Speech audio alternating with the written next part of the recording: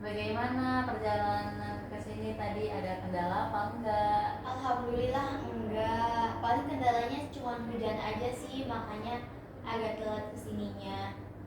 Harusnya kan jam 1 ya, aku udah di sini, tapi ini udah jam 2 ya. Iya.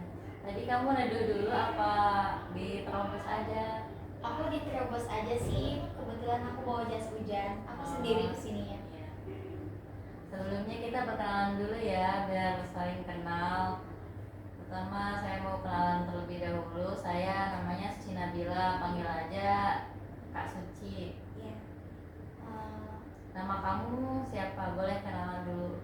Baik, makasih ya. Nama aku Fitri. Aku dari Tangerang. Kebetulan aku lagi kuliah di Unpam Serang. Kamu ngambil jurusan apa? Aku ngambil jurusan ilmu komunikasi. Ya. Sebelumnya alangkah baiknya kita berdoa terlebih dahulu ya, agar konseling ini berjalan dengan lancar. Berdoa dimulai.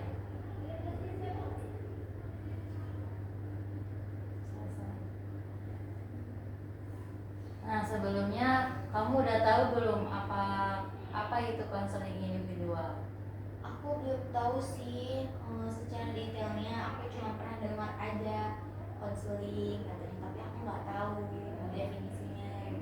Di sini saya akan ngejelasin ya sedikit aja tentang apa sih konseling individual itu. Jadi itu suatu layanan dalam bimbingan dan konseling yang dilakukan secara face to face.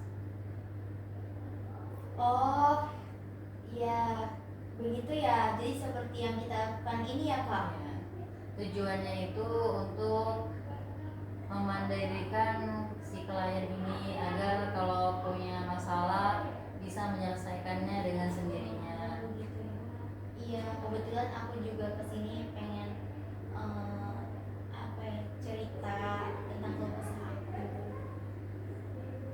Terus di dalam konseling individual itu ada namanya asas. Asas yang pertama itu ada asas kerahasiaan. Jadi dalam asas kerahasiaan ini kamu nggak perlu takut lagi kalau masalah yang kamu ceritain ini tersebar.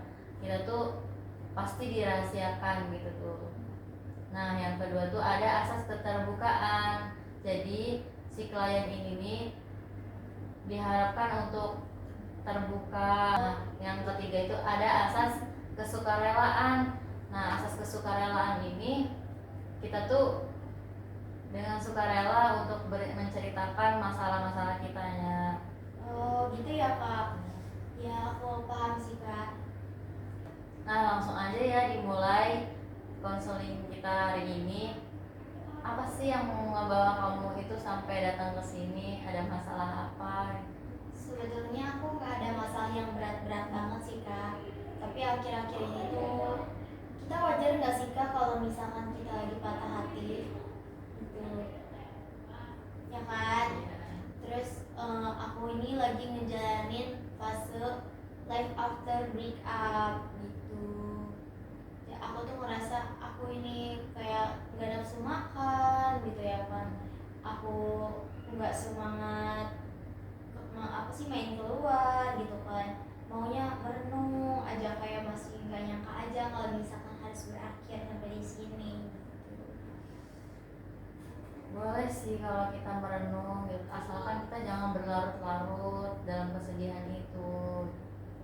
Iya, jadi kita tuh putus gara-gara masalah sepele aja gitu kan.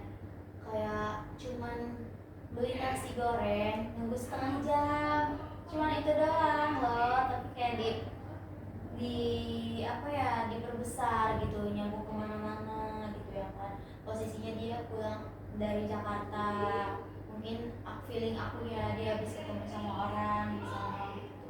Jadi ngerasa pas aku aja ngobrol juga kan ya, kayak aku nanya ke dia kan, kamu sama teman kamu bawa motor sendiri apa berdua? Terus dia ngejawab apa gitu ya, sampai nyentak aku kayak udahlah diem, diajak ngomongnya gak nyambung katanya gitu. tuh kayak ya kata kata aku tuh dalam hati tuh kayak sekurang itu ya aku gitu gitu kak. Jadi gimana ini kak solusinya supaya aku bisa sembuh? Pas aku lihat juga ya, eh, aku lihat SG-nya itu pas malam pertama kita putus ya kan. Paginya itu kita putus, malamnya dia bikin SG sama cewek. Ya walaupun itu rekan, maksudnya cuma sekedar rekan atau apa gitu ya kan. Aku nggak pernah kak dibanggain kayak gitu, diakuin di sosial media, aku nggak pernah gitu kan. Kayak sedih aja. Sekurang itu ya aku gitu tuh sampai nggak pernah diakuin gitu kan. Aku udah pernah sempet publish aku dong gitu kan, aku cuma pengen orang tahu aja kalau kamu udah punya cewek.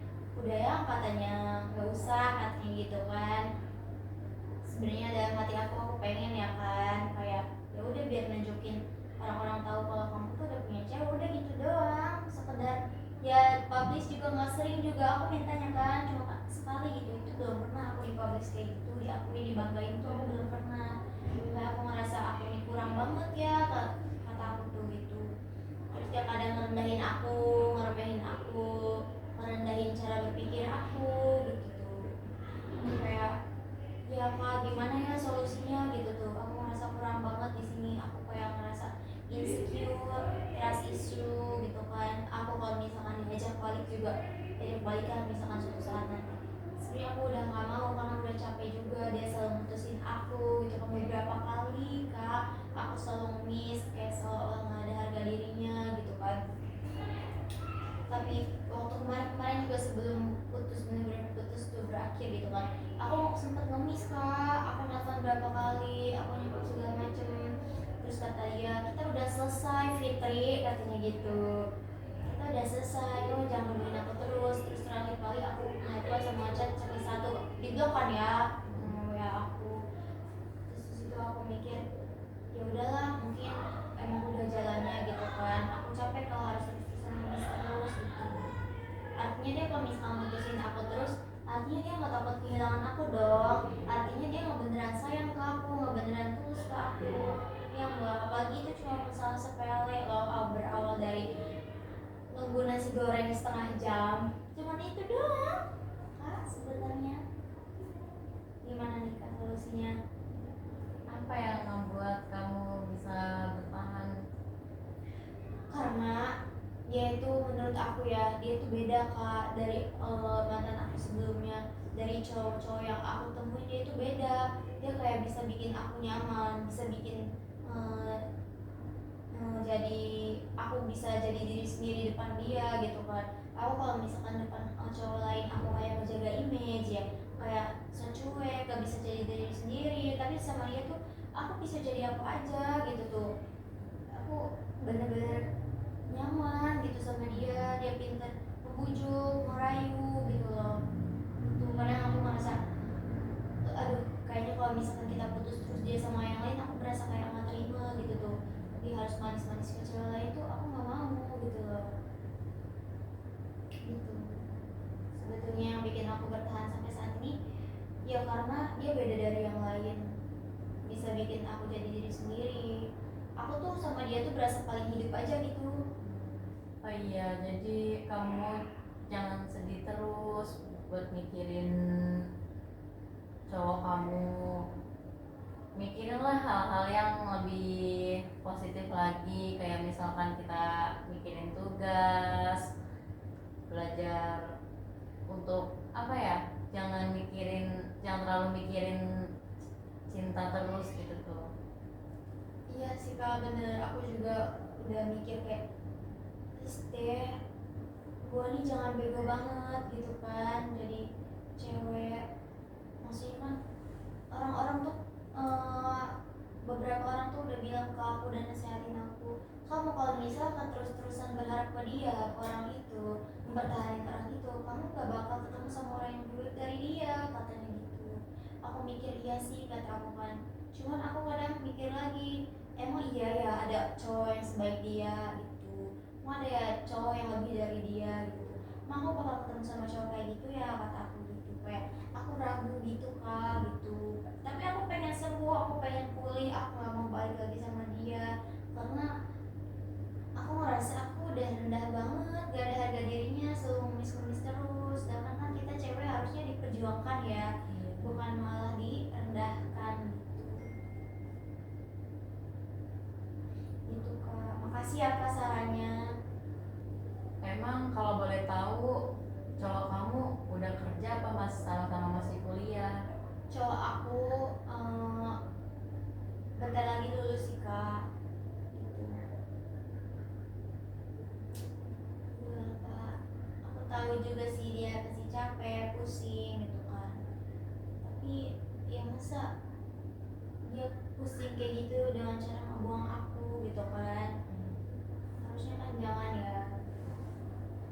Gak tau lah kak, aku juga pusing kak, depresi, stres kak, kadang pengen bunuh diri. Kenapa harus bunuh diri? Kan bisa diselesaikan dengan baik-baik gitu tuh, kayak diobrolin secara face to face gitu tuh. Apa masalahnya yang kamu rasain? Ditalk lah bahasanya gitu. Iya, sempet kemarin sih kak kita ketemu. Dia ngajak balikan sih kak, dia nyesel udah nyakitin aku, nyanyiin aku.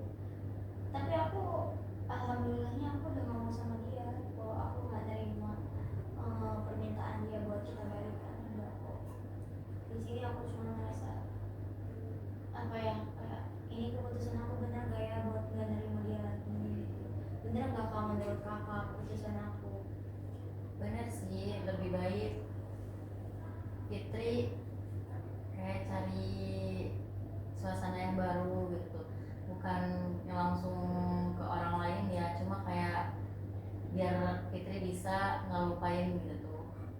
Iya, kayak ngelakuin hal-hal positif ya, Iya. kegiatan positif ya kak. Aku juga akhir-akhir ini sering nge-gym, sering olahraga gitu ya kan. Aku biar apa, biar pikiran aku tenang. Aku juga kadang bikin gratitude journal biar gak terlalu mumet banget pikiran aku gitu. Makasih ya kak, aku sebenarnya di sini juga lebih ke butuh didengar aja kok. Iya, sama-sama. Makasih juga kamu udah datang ke sini. Karena kamu udah datang ke sini aja kamu udah berani loh, udah hebat. Ya udah, jadi Fitri yang semangat ya ngejalanin hari-harinya, jangan terus-terusan berlarut-larut buat mikirin tentang cintanya Fitri.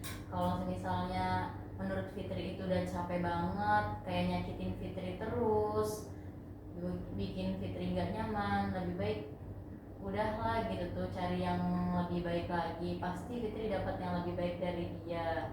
Iya kak, makasih ya kak. Mungkin itu aja sih kak dari aku. Makasih masukannya, makasih udah ngerasa aku apa ya, aku ngerasa aku udah didengar sama orang lain. Makasih ya kak. Ya, sama-sama. Mungkin itu aja kak. Jadi di sini kita harus buat komitmen buat pertemuan selanjutnya ya, iya, Fitri. Kak. Jadi saya mau dengar lagi tentang gimana sih ya perkembangan Fitri ke depannya. Apakah Iya. Fitri nanti udah bisa ngelupain Mantan aku. dia atau belum? Iya, paling nanti minggu depan ya kak. Iya. Aku usahain biar kita bisa ketemu lagi, biar aku bisa biar kakak bisa tahu perkembangan aku. Makasih ya kak. Ya, sama-sama. Ya udah, jadi kita pertemuan hari ini kita tutup sampai di sini ya. Mungkin minggu depan kita bisa ketemu lagi. Semoga kita sama-sama